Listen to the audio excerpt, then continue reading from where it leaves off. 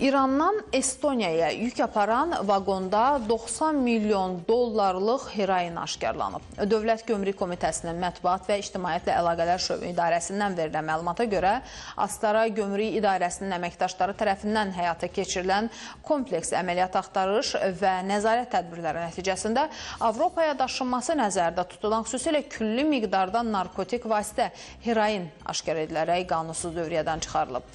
Azərbaycan ərazisindən tranzit keçməklə İrandan Estoniyaya kafel yapışdırıcısı yükü aparan vaqon Astara Dəmir Yolu Gömrük postunda saxlanılıb və yükə stasionar rentgen qurğusunda baxış keçirilib. Baxış zamanı şübhəli cizgilər müşahidə olunduğundan yükə kinoloji xidmət iti vasitəsilə əsaslı gömrük yoxlaması tətbiq edilib. Kinoloji xidmət itinin reaksiyasından sonra aparılan yoxlama zamanı 3250 kisədən 44-də xüsusilə külli miqdarda qablaşdırılmaları ilə birlikdə ümumi çəkisi 456 kiloqramdan çox olan narkotik vasitə heroin aşkar edilib. Qeyd edilib ki, aşkar edilən narkotik vasitənin Avropa qara bazarında təxminən pərakəndə satış qiyməti 90 milyon dollardan yuxarıdır. Faktla bağlı araşdırma aparılır.